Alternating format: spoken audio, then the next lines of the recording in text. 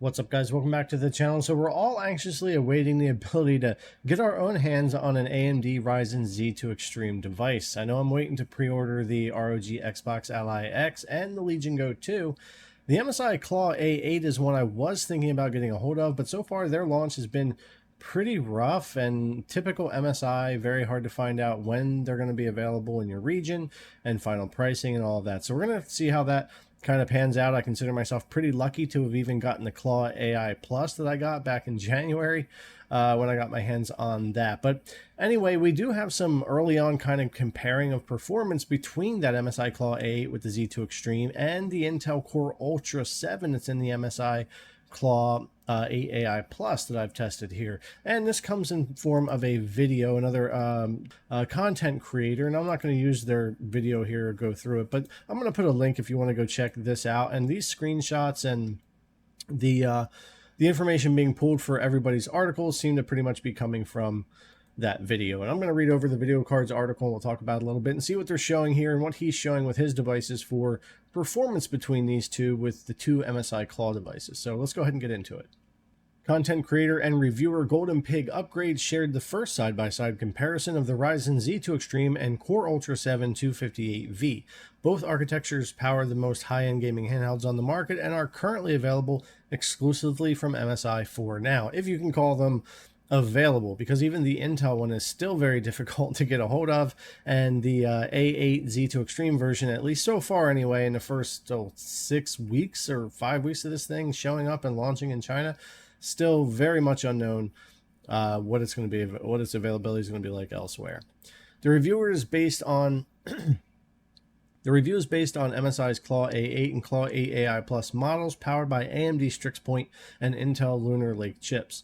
The AMD version features a 3-5 core configuration, 3 Zen 5 and 5 Zen 5C cores with Radeon 890M graphics, offering 16 RDNA 3.5 compute units. The Intel chip is the Core Ultra 7 258V, includes a 4-4 setup using Skymont and Lion Cove cores alongside the XE2 LPG graphics with 8 XE2 cores. And I'll tell you what, Intel's done a great job with that thing, and it's been a great device for me all year here. And honestly, in December or so, they're supposed to come out with the next iteration of these chips, like the Series 300 or whatever they're going to call it, and it's going to be very interesting to see what kind of performance gains they have there. But anyways, the reviewer tested both CPUs across 10 games at 1080p using 17 watts and 30 watts, which is great target TDPs for both Intel and the new Z2 Extreme. While 17 watts is the default TDP for Lunar Lake, where Intel's architecture typically excels, that's no longer the case. Ryzen Z2 Extreme leads in nearly all benchmarks, technically trailing by just 0.1 FPS in Hitman 3.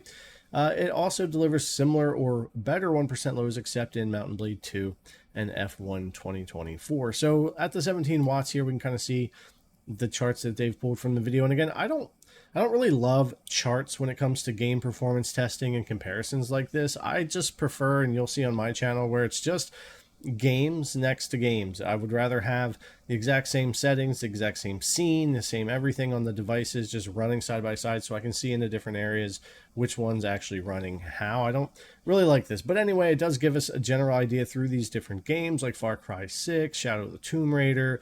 We've got Cyberpunk here. The differences aren't that large. There is some difference here in the 17 watts, but in a lot of these games, it's very much what I anticipated when it came to these chips. That back in January, I said that this would be competitive with the Z2 Extreme, as it was already beating the Z1 Extreme. And I do think Intel's done a decent job here to where it is going to be fairly competitive with that Z2 Extreme. But I do know the new architecture and efficiency of the Z2 Extreme is definitely going to probably continue to beat out the Core Ultra when it comes to these. So yeah, but I think both are looking great, and I do like seeing these improvements at the lower TDP with AMD. Increasing power to 30 watts doesn't change much overall, though the Claw A8 AI Plus becomes slightly faster in 5 of the games tested compared to the Claw A8. And as much as I take all these tests with a grain of salt until I can do them myself, I will say that all this stuff is very much lining up with what I've been saying for months about the Claw A8 AI Plus and what's going to happen when the Z2 Extreme comes out. And that at the lower end TDP, the Z2 Extreme is probably going to win out more often, but at the higher end 25, say 30 watts, I think that Intel is definitely going to give it more of a run for its money. There's going to be games where it beats out the Z2 Extreme, and a lot of that comes down to drivers and different things with the layout, memory, all that. But there's going to be times where it beats the Z2 Extreme. There's going to be times where they're basically even, and times where the Z2 Extreme, especially due to AMD's drivers and stuff, pulls ahead. But it's very much in line with what I was thinking we would see here when it comes to the performance of these. But I definitely can't wait to get hands on myself and just put up games next to each other running all these devices and see in different areas how they're running and which ones are actually running better. It's going to be a lot of fun to take a look at those. Power efficiency is just as important for gaming handhelds, which is why AMD chose to use more power efficient cores in their Z2 Extreme platform. But Lunar Lake is just as power efficient, if not better, almost reaching the efficiency of a Steam Deck. Yeah, they've done a really good job with that.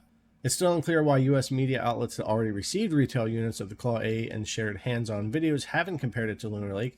Its launch has been poorly managed with no clear communication from MSI about global availability or pricing. Yes, from media outlets to information from MSI to availability in regions to final pricing, it's a mess, and it's very frustrating. And this isn't the first time. This is the third handheld launch from MSI. Their original Claw, then we had the Claw 8 with the 7 with the new Intel, and now we have this device, and all three have been absolutely horrendous when it comes to information from MSI for the launches. So that's been a big complaining point of mine. Perhaps this review confirms that there's little difference between the two systems, and for those waiting on Ryzen Z2 Extreme models, opting for Lunar Lake version may be a reasonable choice, except it's very hard to find in stock. Yeah, agreed. Like I said in the beginning of the video too, even the Lunar Lake version that's been out since January is very hard to get still, but people are still getting them. I still hear from people, they come in stock, they grab them up, but still very difficult to get. And so far, the launch of this Claw A8 just has been a mess, and it makes me less and less interested, especially when we have the Legion Go 2 and ROG Xbox Ally devices coming with Z2 Extremes.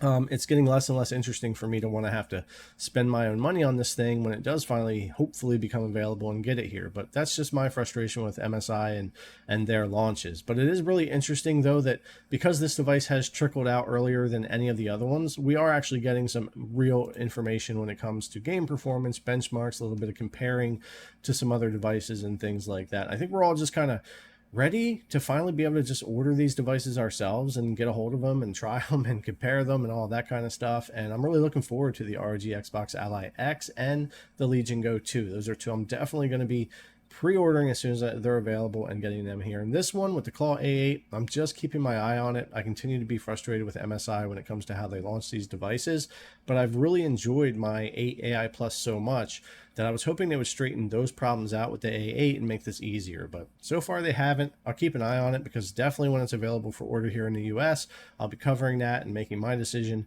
if I'm going to get one here. But anyways, guys, let me know what you think about the performance. It's kind of falling in line, at least from what they're showing here, kind of what I thought this would be. So let me know what you guys think. But anyways, thanks a lot for coming to check out the video. I really appreciate it, and I'll see you in the next one.